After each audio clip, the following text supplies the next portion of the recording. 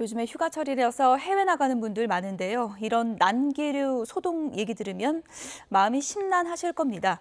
전직 기장 출신인 항공안전연구소 정윤식 소장 연결해서 관련 얘기 좀 나눠보도록 하겠습니다.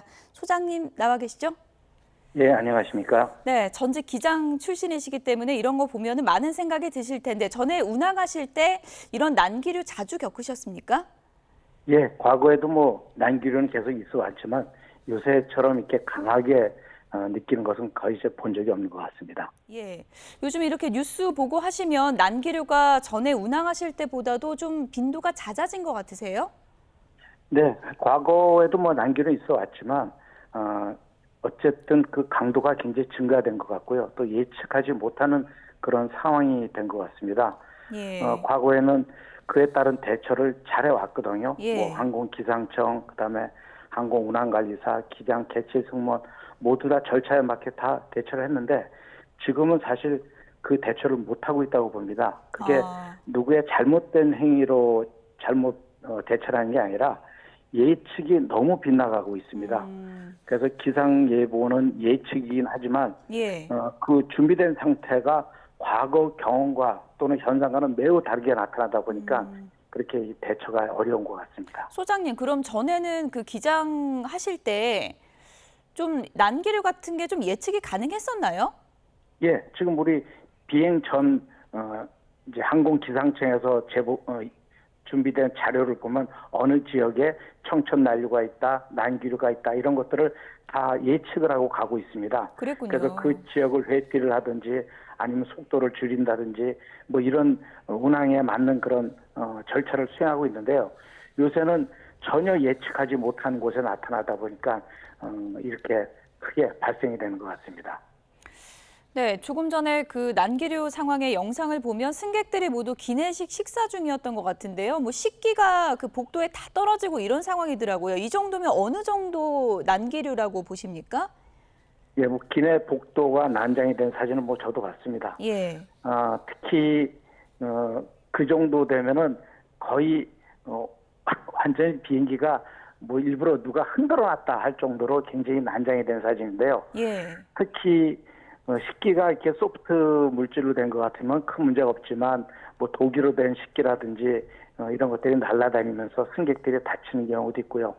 특히 만약에 배식 중이라면 승무원이 이렇게 밀고 다니는 식사 이동 카트 등이 부양됐다가 떨어지면서 승객과 승무원 등에 이렇게 큰 부상을 입히는 경우가 있습니다. 예. 또한 문제는 난류가 단 한 번 이렇게 탕 일어나고 끝나는 게 아니라 예. 짧은 시간에 반복이 돼서 일어나기 때문에 사실은 대처가 불가능하고 승객 입장에서도 흔들리다 보니까 어떻게 붙잡고 있기도 어려운 그런 상황이 된 상황이죠. 그래서 부상이 반복이 된다는 게 그런 위험이 가중되는 것 같습니다. 예. 말씀하신 것처럼 난기류가 한 번의 충격이 아니라 몇 번씩 반복되는 그런 상황이면 난기류가 예측할 수 없이 찾아왔을 때 승객들은 어떻게 하고 있는 게 가장 안전한 걸까요? 바로 자리에 앉아서 안전벨트를 매야 되는 건가요? 그렇죠. 예. 기본적으로 앉아서 매는 게 아니라 아예 앉아 있을 때부터 벨트를 풀질 않고 예를 들어서 공중에서 안전고도에 도달하면 기장이 안전벨트 풀어도 됩니다 하는 벨트 이제 푸는 이제 신호를 줘도 그냥 나는 앉아 있으니까 약간 느슨하게 한 정도로 매고 있는 게 가장 안전합니다. 예. 우리가 운전할 때 안전벨트를 착용하는 것과 동일한 그 속도가 적다 그래서 풀고 많다 그래서 매고 이런 게 아니지 않습니까? 앉아 계시면 무조건 안전벨트를 매고 계시고 또 하나가 수화물을 최소화시키는 게 가장 좋습니다. 예. 대부분 이제 내려서 수화물을 찾기가 좀 불편하시니까 많은 수화물들을 들고 타시고 머리 오버헤드 빈에 이렇게 넣고 다니는데요. 또는 좌석 밑에다 넣고 계시는데 그런 것들을 최소화해서 모든 것을 수화물로 이렇게 맡겨서 타는 게 훨씬 낫다 이렇게 말씀드리겠습니다. 아무래도 장거리 노선 타신 분들은 중간에 벨트를 거의 풀고 있는 경우가 많은데 이런 매뉴얼도 다시 한번 좀 점검을 하는 게 필요하다 이런 생각이 들고요.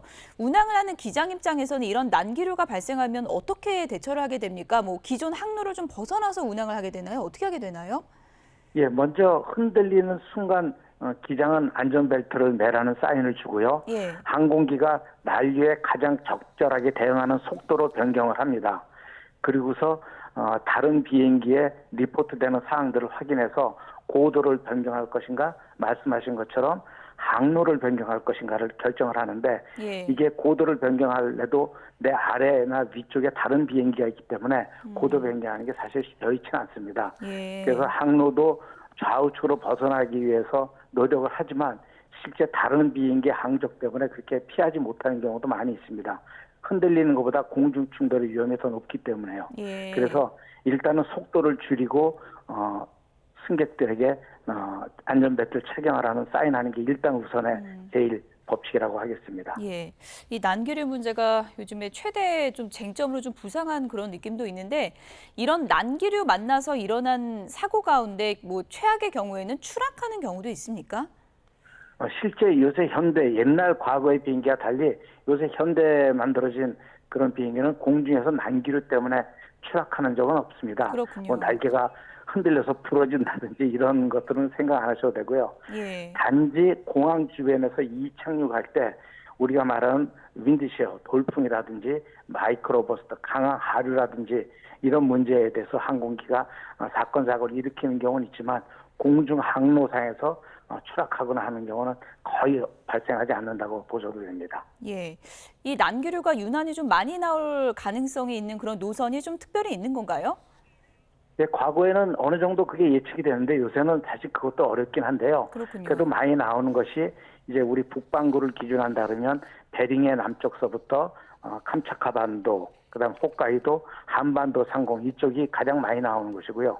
그다음에 이제 적도 지역에서는 우리 정나는 그런 때 구름에 의해서 발생되는 난류가 발생되는 경우가 많은데요. 그런 예측이 자꾸 안 맞으니까 이제 사실 운항 중에 굉장히 걱정이 되고 노선을 정하는 데도 굉장히 어려움이 있다고 보겠습니다. 예. 대한항공에서 뭐 기내식 메뉴로 컵라면 제공을 중단하겠다 이런 발표가 있었는데 이런 난기류 보면서 많은 분들이 이해가 간다. 안전을 위해서는 좀 필요하겠다 이런 얘기도 하던데요. 뭐 기내식 변화뿐만 아니라 난기류가 이렇게 예측할 수 없이 많아진다면 여러 가지 매뉴얼을 좀 바꿔야 된다는 얘기가 많은데 어떤 부분의 변화가 좀 필요하다고 보십니까? 예, 저도 그렇게 생각하고 있습니다. 뭐 항공사 입장에서는 좋은 서비스 한다는 건 항공사의 자존심이고 자랑이기도 합니다. 예. 이건 뭐 승객이 선호하는 서비스를 중단하는 데는 큰 결심이 필요한 사항입니다. 왜냐하면 이제 매출과도 직결되기 때문에요. 이제 우리 농담 삼아 하늘에서 뭐 라면 먹기 위해서 비행기를 탄다 뭐 이렇게 얘기하시는 분도 있을 정도니까요. 예. 그러나 이제 내용물을 갖고 있는 그런 높은 온도의 그런 음식물들은 실제적으로 몸에 이렇게 닿았을 때 굉장히 많은 이제 위험한 물이 있기 때문에 뭐 화상이 이런 커질 수가 차원에서, 있죠, 그러면. 예. 예, 그렇죠. 예. 이런 차원에서 승객을 위한 어려운 결정을 했다고 보는데요. 이런 것뿐만 아니라 실제 그 이동용 카트라든지 승객 수화물 그다음에 손님들에게 승객이 제공하는 그런 좀 무거운 물질이라든지 이런 것들에 대해서 다시 한번 어떻게 제공하고 손님들에 대해서 벨트를 사인을 풀긴 하되 아예 매실 때는 반드시 뭐 착용하고 계시라든지 하는 그런 좀 매뉴얼의 변화도 좀 필요할 것으로 생각이 됩니다. 네. 무엇보다 가장 중요한 건 안전이니까요. 이 부분에 중점을 둔 그런 매뉴얼 변화가 좀 필요할 것 같습니다. 지금까지 항공안전연구소 정윤식 소장이었습니다. 오늘 말씀 감사합니다. 예, 감사합니다.